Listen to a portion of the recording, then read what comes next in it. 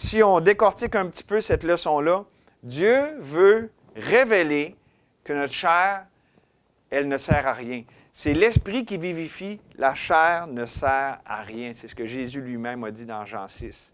Donc Dieu veut nous révéler cette chair, les patterns de cette chair. Et comment? Ça ne nous amène pas la liberté, ça n'amène pas la joie, ça n'amène pas l'épanouissement.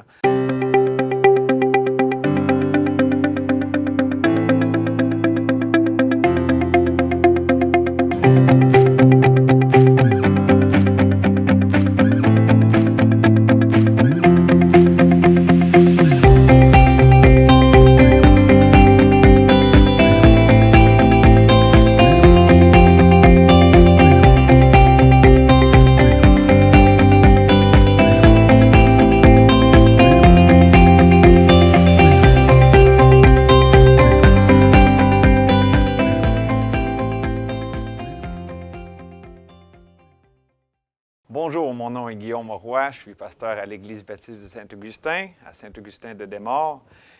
Et j'aimerais aujourd'hui vous partager un message dans un livre qui m'est particulièrement cher. Et avant de lire un extrait de ce livre, j'aimerais vous introduire un peu à la structure de ce livre qui est très importante et vous allez voir aussi avec le thème du message d'aujourd'hui.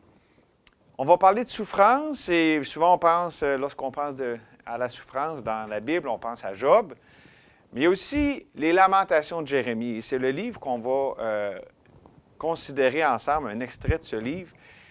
Et j'aimerais juste vous dire en partant que la façon que le Saint-Esprit a inspiré le livre de Lamentations, c'est bien important. Il y a 5 chapitres et dans chaque chapitre, on retrouve 22 versets parce que chaque verset est un acrostiche, c'est-à-dire que chaque verset commence avec une des lettres de l'alphabet hébreu. La première, Aleph, ensuite, deuxième verset, Bet, et comme ça se répète pendant tous les chapitres, à l'exception du chapitre 3, où est-ce que nous avons, dans le chapitre 3, 3 fois plus de versets, 66 versets. Dieu a triplé le nombre de versets pour ce chapitre.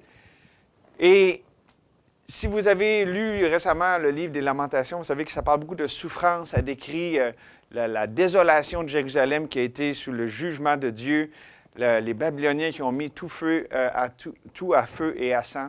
Et donc, on voit dans ce livre beaucoup de souffrance, mais ce qui nous donne le message central de Lamentation est dans la structure, où est-ce que dans le milieu du livre, c'est-à-dire le chapitre 3, au milieu du milieu, dans les versets du milieu, parce que c'est 3 fois 22, dans les versets en plein cœur du livre, il y a un message qui est là, qui nous dit que oui, il y a beaucoup de souffrance, mais au milieu de la souffrance, en plein milieu de la souffrance, Dieu est là. Dieu redonne de l'espérance. Et c'est ce que je veux qu'on regarde ensemble. À partir du verset 19, vous allez voir, là, le prophète a décrit toute la misère qu'il ressent. Il termine sur cette note en disant « Quand je pense à ma détresse et à ma misère, à l'absinthe et au poison, quand mon âme s'en souvient, elle est abattue au-dedans de moi. Voici ce que je veux repasser en mon cœur, ce qui me donnera de l'espérance. Les bontés de l'Éternel ne sont pas épuisées. Ses compassions ne sont pas à leur terme. Elles se renouvellent chaque matin. Oh, que ta fidélité est grande! L'Éternel est mon partage, dit mon âme. C'est pourquoi je veux espérer en lui. L'Éternel a de la bonté pour qui espère en lui, pour l'âme qui le cherche. Il est bon d'attendre en silence le secours de l'Éternel. Il est bon pour l'homme de porter le joug dans sa jeunesse. Il se tiendra solitaire et silencieux, parce que l'Éternel le lui impose. Il mettra sa bouche dans la poussière sans perdre toute espérance. Il présentera la joue à celui qui le frappe. Il se rassasiera d'opprobre, car le Seigneur ne rejette pas à toujours, mais lorsqu'il afflige, il a compassion selon sa grande miséricorde, car ce n'est pas volontiers qu'il humilie et qu'il afflige les enfants des hommes. On vient de lire les versets 19 à 33 du chapitre 3, qui est le cœur même du livre. Et l'une des grandes vérités qu'on voit, bon, ici, mais aussi à travers la Bible, on parlait du livre de Job, on peut penser aussi à l'apôtre Paul dans 2 Corinthiens qui était dans la souffrance, qui demandait que cette écharpe dans la chair lui soit enlevée. On peut penser à la vie de Jésus-Christ qui est décrite dans Ésaïe 53. Hein, Jésus était un homme de douleur, accoutumé à la souffrance. On voit beaucoup de souffrance dans la Bible. On voit dès les tout débuts de l'histoire de la Genèse et Joseph rejeté par ses frères. Mais ce que j'aimerais qu'on voit dans le message d'aujourd'hui, c'est que Dieu donne un sens à la souffrance, un but à la souffrance dans la vie de ses enfants et de ceux aussi qui le cherchent, qui ne sont pas encore ses enfants, mais combien souvent la souffrance est le moyen par lequel beaucoup trouvent Dieu dans leur vie. Maintenant, je vais vous dire une phrase. Je ne sais pas si elle va un peu vous surprendre, peut-être même vous choquer, mais écoutez ceci, la vie chrétienne est plus facile qu'on le pense à cause de la souffrance. Je répète, la vie chrétienne est plus facile qu'on le pense à cause de la souffrance. Ça paraît vraiment paradoxal, effectivement, comme phrase, mais j'aimerais vous dire que beaucoup de choses dans la vie chrétienne sont paradoxales. On parlait de Paul, où est-ce qu'il était dans la souffrance, et Dieu lui a dit « Ma grâce te suffit, car ma force s'accomplit dans la faiblesse. » Tellement d'endroits dans la parole de Dieu où est-ce qu'on voit des paradoxes, c'est-à-dire deux vérités qui semblent se contredire, mais qui en fait se complètent. Et j'aimerais poser la question suivante. Pourquoi est-ce qu'on peut voir un but, un sens à la souffrance? Bien, simplement parce que c'est dans la souffrance que notre Père aimant nous révèle le secret, le trésor qui se trouve dans cette souffrance, c'est-à-dire le trouver lui. Le trouver lui, notre vie. Et lorsqu'on est dans la souffrance, qu'on vit des épreuves, c'est là qu'on expérimente le plus ce verset merveilleux des Écritures. La loi de l'esprit de vie m'a affranchi, de l'esprit de vie en Jésus-Christ m'a affranchi de la loi du péché et de la mort. Et Paul, qui a passé par des grandes souffrances dans sa vie, dit qu'il regardait toute chose comme une perte à cause de l'excellence de la connaissance de Christ, son Sauveur. Et Paul avait vécu toutes sortes de choses et il voyait la puissance de la vie, de la résurrection dans sa vie, mais aussi la communion des souffrances de Christ. Il y avait une communion, une proximité qui se retrouvait avec son Seigneur au sein même de la souffrance. Pas après, pas avant, en plein milieu, comme justement ici, dans Lamentation, au cœur même de la souffrance. C'est là que Dieu redonne l'espérance. C'est là qu'on constate comment la bonté de Dieu est toujours là. Ses compassions ne sont pas à leur terme, elles se renouvellent chaque matin. Je dirais que tout se joue. Pour nous, les enfants de Dieu, qui connaissons Jésus comme notre sauveur personnel, dans la manière que nous allons répondre à ce que Dieu nous envoie. Et je dirais qu'aussi, c'est là que souvent, des gens vont connaître, vont découvrir Dieu comme leur sauveur, leur Seigneur, pour la première fois, qui vont placer leur vie dans les mains de Dieu et le recevoir comme leur sauveur personnel. Et combien c'est la plus grande bénédiction qu'il peut avoir dans la vie de quelqu'un, même lorsque ça passe par la souffrance. Ça en vaut la peine. Donc, j'aimerais qu'on regarde ensemble un message qui intitule « La porte de la grâce dans la souffrance ». La porte de la grâce dans la souffrance. On va avoir 3 clés pour ouvrir cette porte. Une clé à 3 loquets, si vous voulez. D'abord, la première clé, la grande réalité de la souffrance. Le livre de Lamentation est un plaidoyer très puissant à la grande réalité de la souffrance. Le prophète qui, dans sa vie personnelle, puis ensuite, par ce qu'on voit dans les Lamentations avec le jugement de Dieu qui était tombé sur la ville de Jérusalem, certainement voit la grande réalité de la souffrance. Et en ce sens-là, on peut dire que la foi chrétienne, elle est réaliste. Elle est réaliste, elle reconnaît la réalité de la souffrance, elle n'essaie pas de l'embellir, de la renier.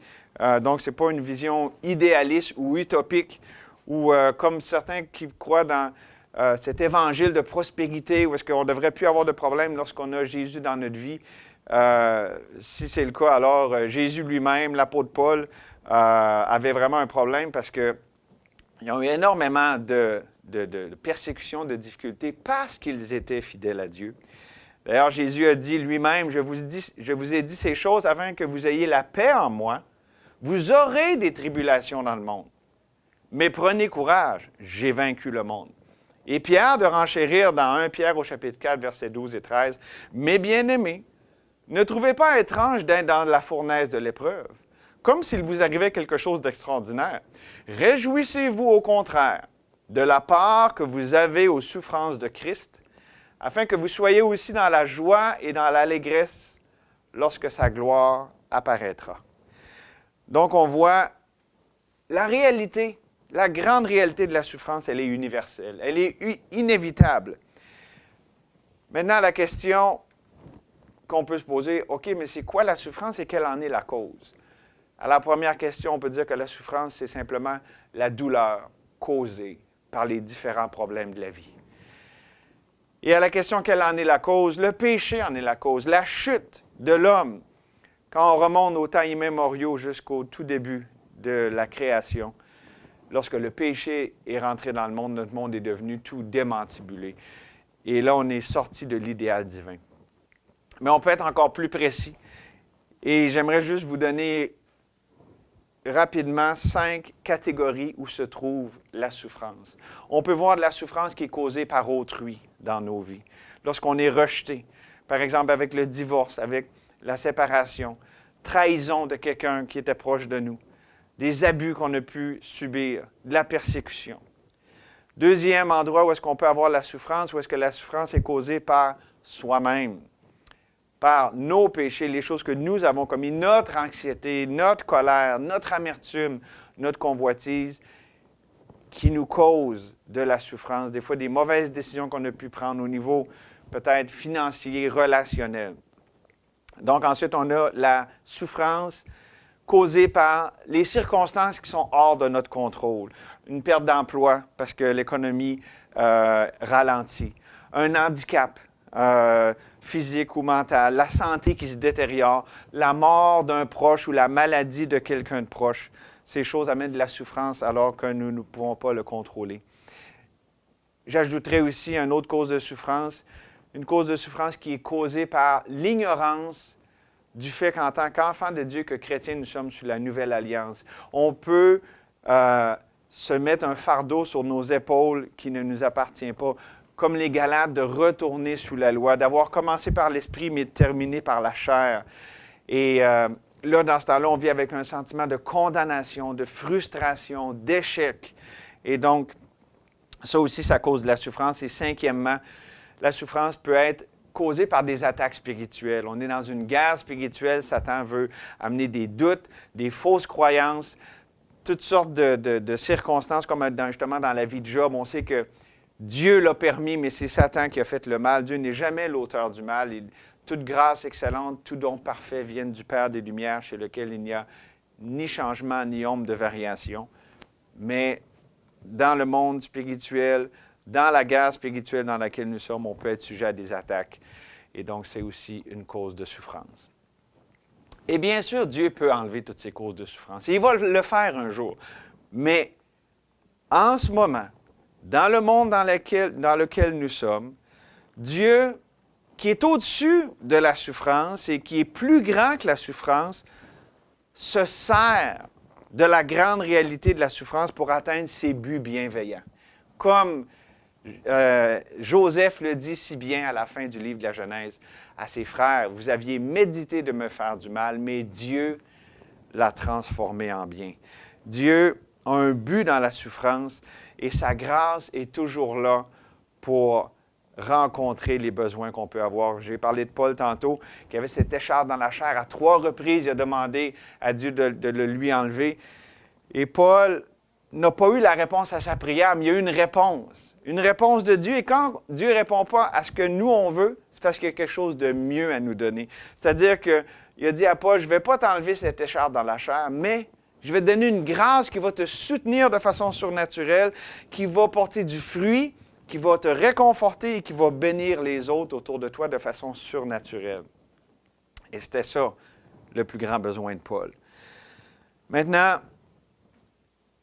j'aimerais faire une application importante au niveau de la dynamique de comprendre les relations, notre propre cœur, à la lumière de la grande réalité de la souffrance. Pour ne pas faire un jeu de mots plate, de grâce. Lorsque la souffrance, la réalité de la souffrance frappe, soit dans votre vie personnelle ou dans la vie de quelqu'un proche de vous, gardez-vous des phrases toutes faites, des espèces de versets micro-ondes qu'on peut sortir. Moi, j'appelle ça des platitudes chrétiennes, c'est-à-dire, on peut, sans y réfléchir, juste donner quelque chose. Ça, la chair peut faire ça. Mais la Bible nous dit dans le psaume 46, verset 11, « Arrêtez et sachez que je suis Dieu. Je domine sur les nations, je domine sur la terre. » Arrêtez-vous et demandez à Dieu, le Saint-Esprit, que lui vous dirige.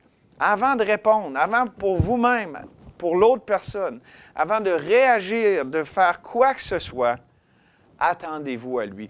Ou pour le dire dans le mot de notre texte dans Lamentation, il est bon d'attendre en silence le secours de l'Éternel.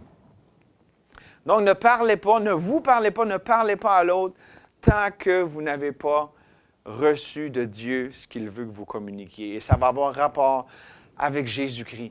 On l'a vu dans un autre message, toutes les Écritures rendent témoignage de Christ. Et donc Dieu va vous diriger pour que cette grande réalité de la souffrance reçoive la lumière de la parole de Dieu. Et la lumière est une lampe à nos pieds. La parole de Dieu est une lampe à nos pieds, une lumière sur notre sentier.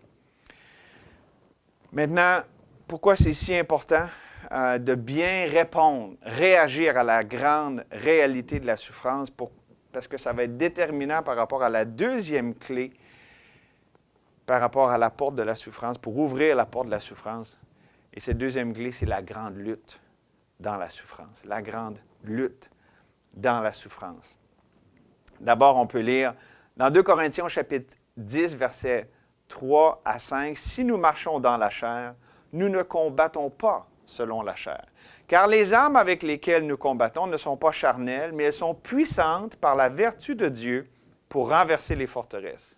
Nous renversons les raisonnements et toute hauteur qui s'élève contre la connaissance de Dieu, et nous amenons toute pensée captive à l'obéissance de Christ. » La grande lutte de la souffrance est la lutte de nos pensées, et aussi de toutes les émotions qui viennent avec la souffrance. Il y a un bagage cognitif et émotif qui vient avec la souffrance. Et ce bagage-là peut nous amener soit dans le mensonge, la tromperie ou la vérité. Et de ça va découler tout le reste. Et nos pensées, nos émotions vont susciter une réponse de notre volonté. Si on pense d'une certaine manière, on va agir selon ça. Si on se sent d'une certaine manière, on va agir selon ça. Et ça va être soit vers la vie ou vers la mort, vers la vérité ou vers le mensonge, la tromperie. Donc, pour le dire autrement, la grande lutte de la souffrance, c'est à comprendre que la souffrance amène toujours son lot de dommages collatéraux. On le voit avec Jérémie dans les Lamentations. Il nous dit au chapitre 3, verset 18, « J'ai dit, ma force est perdue, je n'ai plus d'espérance en l'Éternel. » Au verset 19, « Quand je pense à ma détresse et à ma misère, à l'absinthe et au poison, quand mon âme s'en souvient, elle est abattue au-dedans de moi. » Il était désespéré, peut-être même dépressif. Et ce n'est pas le seul, on voit dans le psaume 94. Quand je dis, mon pied chancelle, ta bonté, ô Éternel, me sert d'appui. Quand les pensées s'agitent en foule au-dedans de moi, tes consolations réjouissent mon âme. Les méchants te feraient-ils siéger sur leur trône, eux qui forment des desseins iniques en dépit de la loi? Ils se rassemblent contre la vie du juste, ils condamnent le sang innocent, mais l'Éternel est ma retraite, et mon Dieu est le rocher de mon refuge. Oui, il y a des dommages collatéraux à la souffrance, il y a une grande lutte, mais Dieu est vainqueur, il est notre victoire. Et donc, la question dans cette grande lutte, c'est vers où on se tourne? où est-ce que notre confiance va reposer? Parce qu'en plus, dans cette lutte, oui, il y a une lutte interne. Les pensées, les émotions qui nous amènent à agir d'une manière ou à agir de l'autre. Mais en plus, il y a l'accusateur des frères, Satan, l'ennemi de notre âme, qui nous assaille. Qui nous assaille avec des questions du genre « Dieu est en colère après toi. Il y a quelque chose de mauvais que tu as fait, donc c'est de ta faute de ce qui t'arrive. » Ou il peut dire aussi « Si tu étais un meilleur chrétien, une meilleure chrétienne, tu ne réagirais pas à la souffrance de cette manière-là. » Ou encore, si ton mari, ta femme, tes enfants, tes collègues, les gens de l'Église, les gens autour de toi, s'ils changeaient seulement, là, tout irait mieux. Et là, on se met à blâmer les autres. Ou encore, Satan peut dire, tu dois t'améliorer, tu dois te forcer, il faut que tu essayes plus fort. Puis là, on a un fardeau sur nos épaules. Lorsqu'on essaye, puis on va se décourager parce qu'on va aller d'échec en échec en essayant comme ça par nous-mêmes.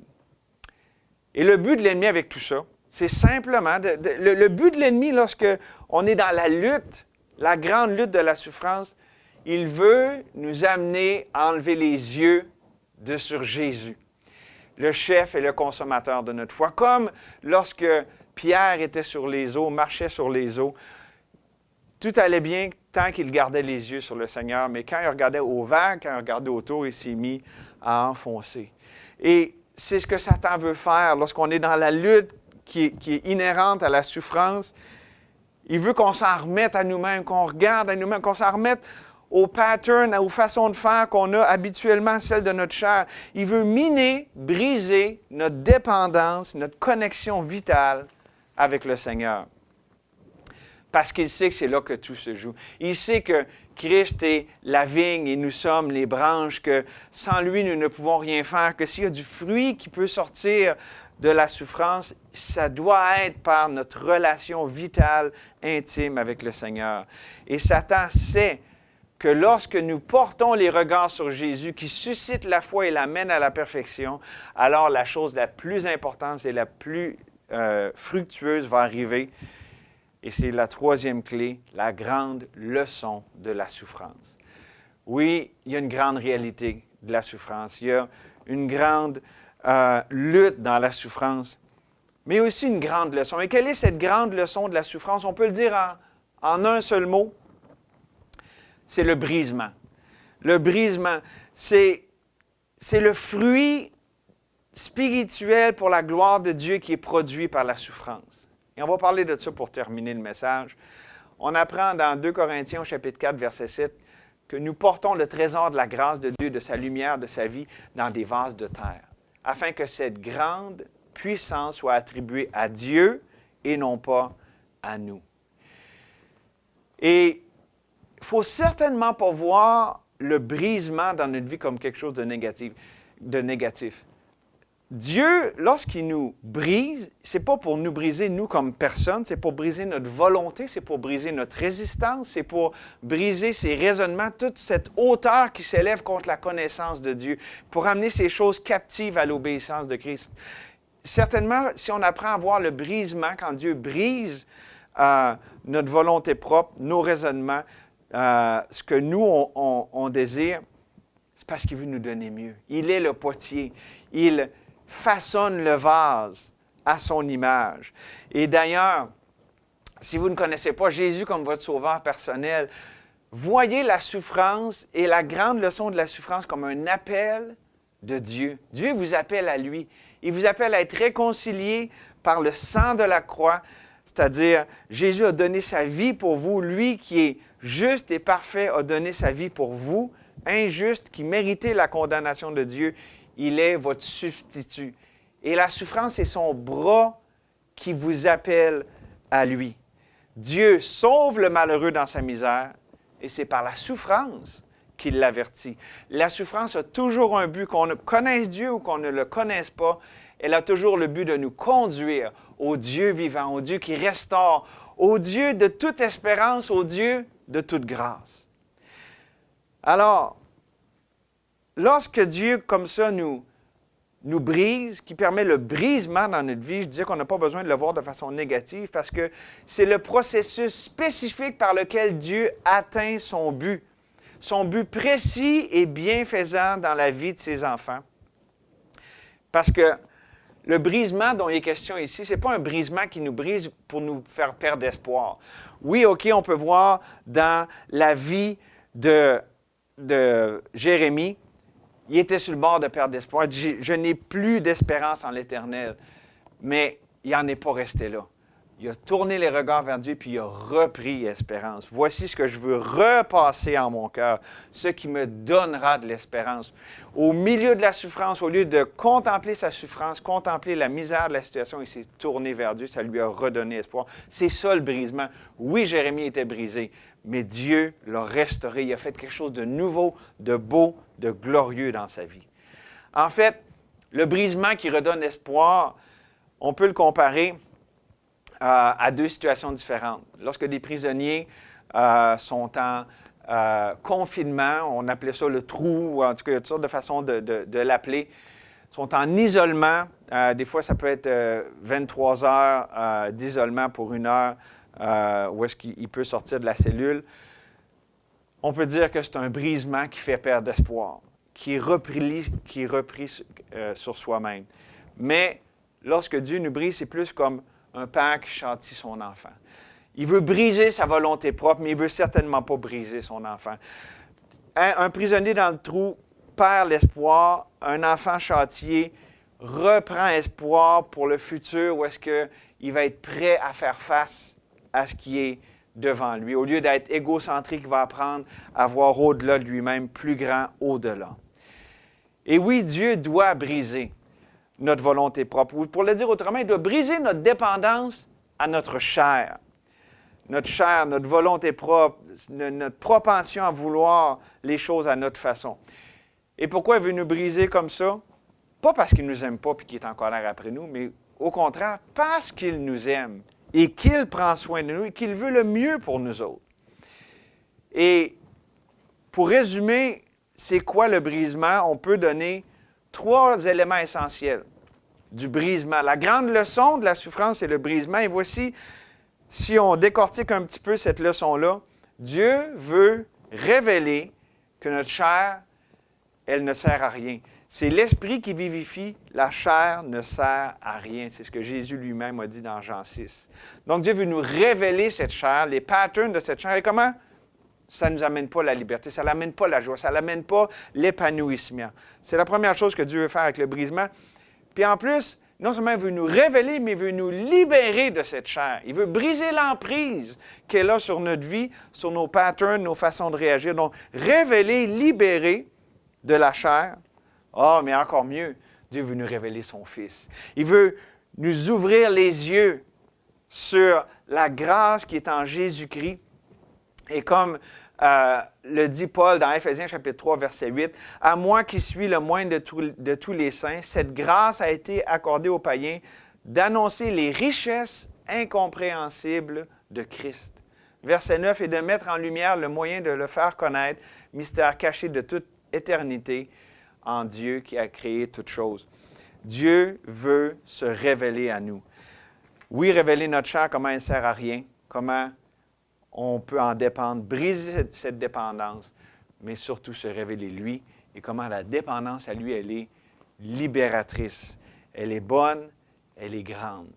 Maintenant, la différence que ça va faire dans notre vie d'être brisé par le Seigneur, par la souffrance, et ça nous dit dans Ésaïe qu'il a plu à Dieu de le briser par la souffrance, le Fils même, et c'est comme ça qui a amené la rédemption, c'est la même chose qui arrive dans notre vie.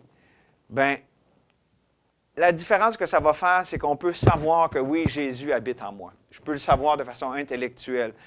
Mais lorsque Dieu me brise, lorsque je passe par le brisement de la souffrance, cette grande leçon de la souffrance, je vais apprécier d'une façon nouvelle et fraîche que Christ vit en moi. Je vais non seulement le savoir, mais je vais l'apprécier. Et lorsqu'on comprend tout ça, on voit que le brisement, c'est précieux. Mais le brisement, ce n'est pas nécessairement automatique. Ça ne veut pas dire que lorsqu'on souffre, on va être toujours automatiquement brisé. Ça va dépendre de la manière qu'on répond à la souffrance. Si, face à la souffrance, je garde ma dépendance à ma chair, c'est-à-dire ma façon de faire, ma façon de penser, comme j'ai toujours fait, puis que je ne me tourne pas vers Dieu pour dépendre de lui face à ça, puis comme je le disais tantôt, de m'arrêter pour savoir qu'est-ce que lui, il veut, qu'est-ce que lui est en train de faire là-dedans, je ne serai pas brisé. Je vais continuer dans les patterns, puis je vais aller de souffrance en souffrance, de misère en misère, et je suis pris dans un cycle qui n'est pas brisé tant que la dépendance à la chair n'est pas brisée. Mais si je me tourne vers Dieu, et si je le laisse m'enseigner, si j'apprends à dépendre de lui là-dedans, là, je vais vivre le brisement. Et l'apôtre Paul, qu'on aime tant, qui est un héros de la foi dans la Bible, a expérimenté ça dans sa vie. Il a passé par vraiment des grandes épreuves, de la persécution. Il en fait la liste dans 2 Corinthiens 11. Mais on apprend dans 2 Corinthiens 4, il parle aux Corinthiens et il dit « Car nous qui vivons, nous sommes sans cesse livrés à la mort à cause de Jésus, afin que la vie de Jésus soit aussi manifestée dans notre chair mortelle. Ainsi, la mort agit en nous et la vie agit en vous. » Dans la vie de Paul, on voyait ce pattern, il était brisé, cette mort agissait pour que la vie de Jésus puisse être manifestée. La mort a ses ambitions, a sa façon de faire, pour que la vie de Jésus, ses ambitions, son but avec lui, avec Paul, et sa façon de faire, que ça puisse se manifester. Dieu l'humiliait pour se manifester dans sa vie. Et on n'a pas nécessairement besoin de passer par autant d'épreuves que par Paul pour être brisé. Dieu sait ce dont on a besoin. Tout se joue simplement de lorsque Dieu nous donne ce dont on a besoin. Oui, lorsque Dieu permet la souffrance, la grande réalité de la souffrance, et que cette lutte est là, tout va se jouer sur comment je décide de répondre. Si je m'humilie, Dieu va m'élever. Si je m'élève, si je m'enorgueillis, Dieu va m'abaisser. Et donc, c'est vrai aussi pour rentrer dans la vie, pour recevoir Jésus comme son sauveur personnel. Si Dieu est après vous pour que vous puissiez céder votre vie entre ses mains, recevoir la vie par Jésus-Christ, le pardon de vos péchés, pour être réconcilié avec Dieu, vous devez vous humilier. Vous devez voir que les choses qui vous arrivent, c'est Dieu qui vous appelle à lui. Et il est le Sauveur, il est le Rédempteur, il est celui qui peut vous donner la vraie vie, le pardon, la vie abondante en Jésus-Christ. Et ici, j'aurais, par rapport à la souffrance et la grande leçon de la souffrance, j'aurais des points ici, je pense, qui sont bons à évaluer pour voir comment on est en train de tirer leçon de la souffrance dans notre vie. On peut se demander, est-ce que je grandis dans la conviction et de l'appréciation de l'amour de Dieu envers moi? C'est une des grandes leçons de la souffrance. On voit que la souffrance n'est pas le signe, la preuve du rejet de Dieu, mais au contraire de son amour, de son acceptation, parce qu'il nous rejoint là. Est-ce que vos souffrances émotionnelles, les blessures que vous pouvez avoir dans votre cœur, est-ce qu'elles commencent à guérir ces blessures? Une autre bonne question qu'on peut se poser. Est-ce que vos proches se sentent plus acceptés par vous? Si vous n'êtes pas certain, demandez-leur. C'est aussi un signe de guérison qu'on est en train de cheminer dans la grande leçon de la souffrance. Est-ce que vos mécanismes de défense, vos configurations par défaut lorsque vous avez des choses dans votre vie, est-ce qu'ils se défont de plus en plus et de plus en plus vous grandissez dans votre dépendance à Dieu, dans la réponse à ce qu'il vous envoie?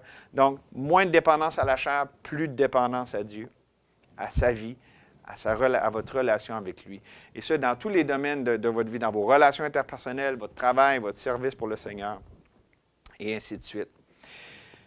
Est-ce que vous apprenez à donner vos problèmes à Dieu et de le laisser dealer avec les choses qui vous stressent? Vous en remettre à lui. Est-ce que vous expérimentez de plus en plus la victoire sur ces mauvaises habitudes, les mauvais penchants dont vous avez été esclave pendant si longtemps? Est-ce que vous acceptez et vous appréciez la façon dont Dieu vous a fait? Oui, dans votre personnalité, le corps qu'il vous a donné, ça montre que vous êtes en train de voir le Dieu qui est là au-dessus de la souffrance, qui vous rencontre dans la souffrance. Est-ce que vous reconnaissez vos patterns d'autosuffisance, vos stratégies charnelles pour essayer de vous en sortir. Est-ce que vous reconnaissez ça et de plus en plus vous apprenez à dépendre de Dieu lorsque la tentation, les épreuves arrivent? Et finalement, est-ce que votre obéissance vers Dieu est de plus en plus motivée par l'amour pour lui et non pas par la culpabilité ou un sens du devoir froid et distant? En bref, vous avez une confiance qui est centrée sur ce que Dieu a fait de vous, de plus en plus, et non pas sur vos comportements, vos échecs, vos succès, vos apparences, les choses extérieures. Et rassurez-vous, du point de vue de Dieu, c'est obligatoire que tous, chrétiens, non-chrétiens, chrétiens de longue date, chrétiens tout nouveau-nés de nouveau, c'est la volonté de Dieu que tous passent par le brisement. La souffrance fait partie de ce monde. Pourquoi c'est la volonté de Dieu? Parce que c'est un rendez-vous. C'est un rendez-vous divin, merveilleux et transformateur. Non pas que Dieu prenne plaisir à la souffrance, mais il prend plaisir à faire grâce dans la souffrance, à nous rencontrer dans la souffrance. Et donc, je veux terminer avec 4 pensées par lesquelles on peut avancer dans notre compréhension de la souffrance, dans la leçon que nous tirons de la souffrance. D'abord, appropriez-vous la vérité de l'amour inconditionnel, de l'acceptation inconditionnelle de Dieu. Demandez à Dieu qu'il grave sur votre cœur le fait qu'il vous aime d'un amour éternel, c'est pourquoi il vous conserve sa bonté. Que Dieu puisse graver sur votre cœur que ce n'est plus vous qui vivez, c'est Christ qui vit en vous. Que maintenant, c'est Christ votre vie. Appropriez-vous ces vérités précieuses de ce que vous êtes en Jésus-Christ, accepté dans le bien-aimé, dans son amour. Deuxièmement, développez cette conviction profonde et puissante que les stratégies de la chair, notre façon d'être autosuffisant, de briser cette dépendance à Dieu, c'est le plus grand problème qui nous empêche d'expérimenter la vie de Jésus en nous. D'être libérés de la loi du péché puis de la mort qui attriste l'Esprit de Dieu qui nous affranchit. Vous connaîtrez la vérité vous affranchira. Troisième pensée pour terminer. Affirmez ouvertement à Dieu que vous croyez ces vérités, même si vous ne les ressentez pas toujours, même si des fois vous avez des doutes dans votre pensée par rapport à ces choses. Affirmez à Dieu que vous croyez que vous êtes aimé, que vous croyez que sa grâce est suffisante, que vous croyez qu'il est toujours là et que la souffrance n'est pas le signe qu'il vous rejette, mais le signe qu'il vous appelle à lui. Acceptez, affirmez-le à Dieu ouvertement. Dans vos cœurs, vous allez grandir dans cette conviction et vous allez être renouvelé dans l'esprit de votre intelligence. Et si vous avez de la misère avec ça, demandez à Dieu qu'il illumine les yeux de votre cœur et Dieu va vous le faire voir de plus en plus. Et finalement, concentrez-vous sur Jésus-Christ. Gardez les yeux sur lui. Fixez les regards sur lui. Gardez vos regards sur les choses d'en haut et non pas sur vous-même, sur les autres autour de vous, sur les circonstances, parce que l'un vous tire vers le haut, les autres vous tirent vers le bas. Et ce que je viens de vous partager là, ce n'est pas une espèce de gimmick, un truc, un moyen charnel par lequel on peut avoir une vie victorieuse. Non, c'est le moyen désigné par Dieu pour le rencontrer, lui, dans l'épreuve, dans la souffrance que lui décide de nous envoyer. Donc, c'est la question, comment je réagis à la souffrance? Est-ce que je vois que Dieu est un Dieu qui poursuit un but? Est-ce que Dieu permet la souffrance juste comme ça, sans but? Non. Il y a un sens à la souffrance, il y a un but à la souffrance. Et on doit voir la souffrance comme une porte vers Dieu. Et Jésus a dit, « Je suis la porte des brebis ». Peut-être que vous souffrez, puis il n'y a pas de sens à ce que vous voyez. Vous dites, « Comment ça que ça m'arrive? Je ne comprends pas pourquoi. » J'aimerais vous dire que si vous ne connaissez pas Dieu et que vous avez de la souffrance, Dieu est en train de vous montrer la porte vers lui. La porte, elle est ouverte. Jésus est la porte. Il a dit, « Venez à moi, vous tous qui êtes fatigués et chargés, je vous donnerai du repos. » Jésus est non seulement la porte, il est le chemin. Il a dit, « Je suis le chemin, la vérité et la vie. Nul ne vient au Père que par moi. Alors, que la souffrance vous tenaille en ce moment, ou que vous en sortiez, ou peut-être qu'il y a quelque chose devant vous que vous ne savez pas qui va vous faire souffrir. Ne voyez pas ça comme une fin en tant que telle, voyez ça comme un moyen de rencontrer Dieu. Rencontrer Dieu pour la première fois comme votre Sauveur, votre Seigneur, ou apprécier Dieu, sa grâce, vous qui le connaissez, qui êtes son enfant, le réconfort de sa grâce. La porte est grande ouverte, la porte de la grâce dans la souffrance. Merci et que Dieu vous bénisse.